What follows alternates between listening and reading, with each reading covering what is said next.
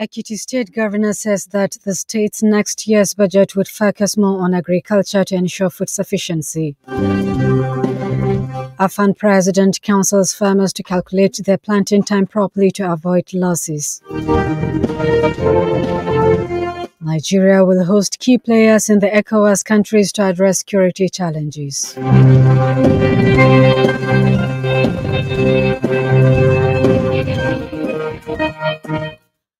Good evening and welcome to Himma News at 5. My name is Nunenba Agabus Eridan. The Ekiti State Governor Biodun Oyebanji has disclosed that the state's budget for 2025 would focus more on agriculture to ensure food sufficiency and make Ekiti the food basket of the country. Oyebanji restated his administration's commitment to food security for residents of the state through various collaborations with investors in agribusiness and young farmers in the state. The governor spoke at the weekend while inspecting the Bring Youth Back into Agriculture project farms in Okiako Ekiti, Eyemero Ekiti and Gede in the North Senatorial districts. The governor, who was accompanied on the visit by some top government officials, explained that his administration would ensure that next year's budget cycle has enough allocations for agriculture in line with the agenda of President Bola Tinubu. While noting that his government's deliberate investment in agriculture was already yielding the desired positive results, the governor said his government, in the last 2 years, had prioritized investment in agriculture, boost capacity of farmers and create a market for farm produce as part of efforts to enhance food production and tackle food insecurity.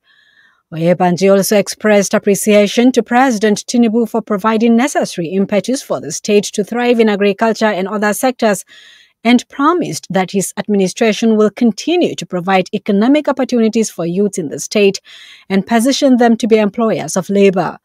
He added that the state has also improved on its agricultural policies and guaranteed the needed infrastructure and support to drive the state's agriculture development plans, adding that his administration was looking at ways to scale up food production and make the state self-reliant. Speaking further, Oyebanji said the 2025 budget, aside focusing on agriculture and food security, would prioritize the welfare of citizens, saying his administration in the last 2 years had done a lot in infrastructure, stressing that he would de-risk the agricultural value chain by scaling up security, provide electricity, and rehabilitate roads to farms. The Oyo State Governor, Seyi Makinde, has intensified efforts to develop agriculture and its value chain by embarking on trips to Finland and Sweden. The governor met with top Nigerian business personalities and organizations in Sweden, and one of such is Matajat Global Resources, Sweden-based Nigerian International Agri-Trade Organization, which in 2022 and 2023 held agriculture seminar and exhibition in Ibadan, Oyo State, as part of its contributions to the agricultural value chain and development in Nigeria. Makinde, set to partner Nigerian business community in Sweden, hailed the organization for its expertise and resourcefulness in agriculture. The Nigerian-Sweden business community, led by Mary Brackner, founder of Matajet and chief executive officer of Yeye Oge Fashion, thanked Makinde for his visit. On the governor's entourage was state political icon Adebayo Lawal, and Senator Monsurat Sonmonu, among others. Women farmers groups in Ebonyi State have appealed to the government at all levels to invest more in agriculture as a way of ending the food insecurity in the country. They noted that increased investment in agriculture would lead to an increase in the agricultural gross domestic product to at least 6%. They made the appeal during a stakeholders consultative meeting on 2025 agriculture budget organized by the Participatory Development Alternatives in conjunction with the Ministry of Agriculture and Natural Resources, Budget Committee Group and smallholder women farmers organizations with support from Action Aid Nigeria.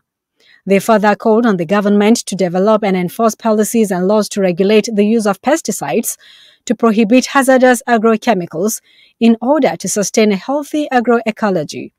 The groups also called on the state government and state houses of assembly to scale up public investment in agriculture and ensure timely consideration, passage, and timely budget releases and utilization as a strategic approach to increase food production.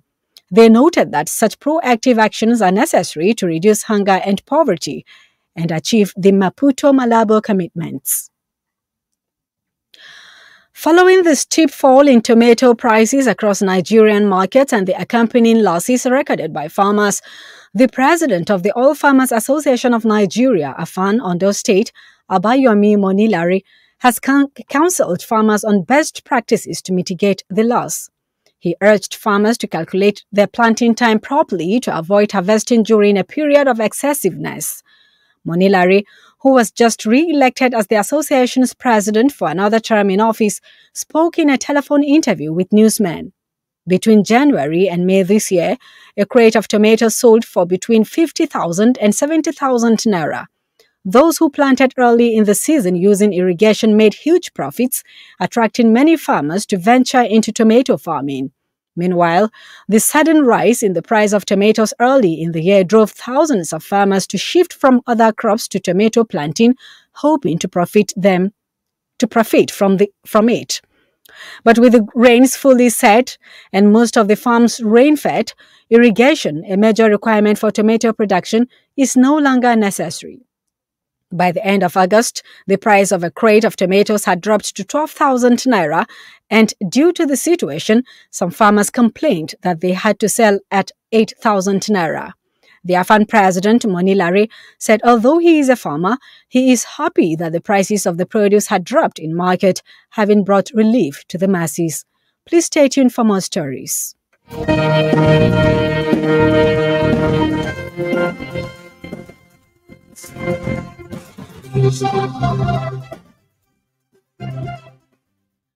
Thank you for staying with us.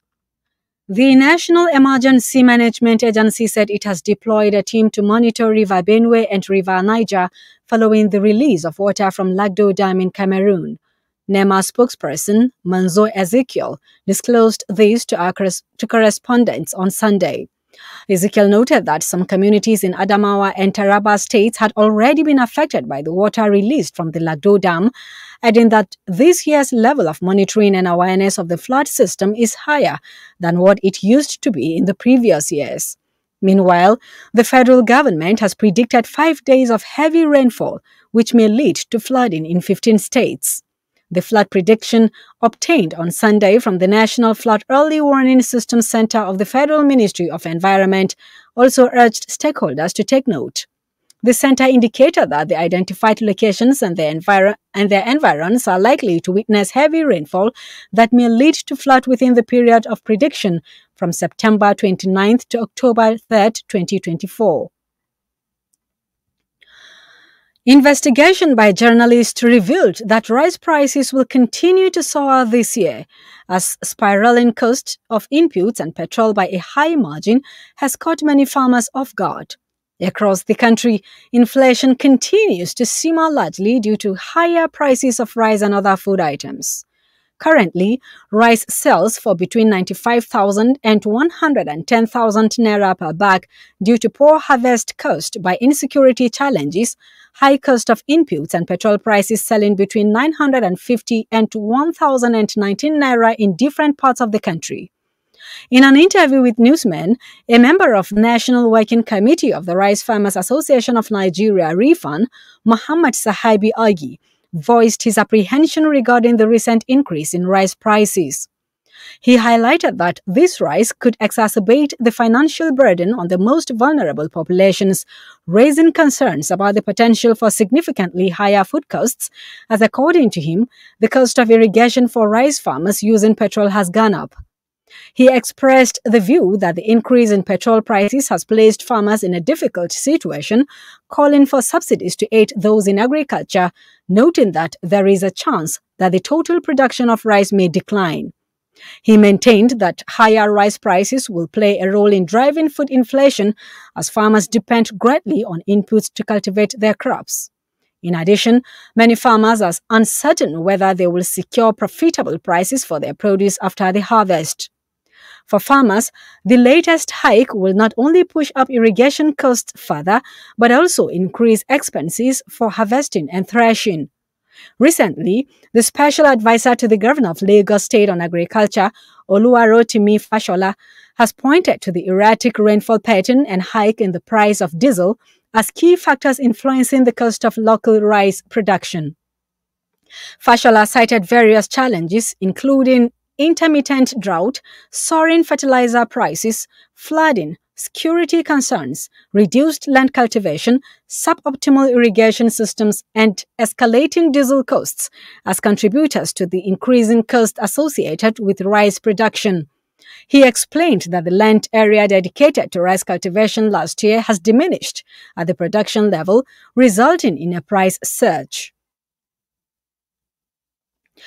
An official of the Economic Community of West African States, ECOWAS, said that Nigeria will host key players in the ECOWAS countries to address security challenges that hindered farming and agricultural production in the ECOWAS countries. Ambassador Felix Ehonre, the Director General, ECOWAS Food and Cultural Festival, disclosed this in an interview with newsmen on the sidelines of the preparatory and interministerial meeting on the festival in Abuja. Reports revealed that the ECOWAS Food and Cultural Festival is scheduled to be held in Uyo, Akwa Ibom State from October 6th to 11th, 2024. Ihonre said that the festival would bring together key players in the food security and security structure to proffer solutions to security challenges that hindered farming and agricultural production in Nigeria and other West African countries. The EFCF boss said once the government was able to stop the violence in various communities, farmers would go to farms without molestation or harassment. And now to end the news, the headlines once again.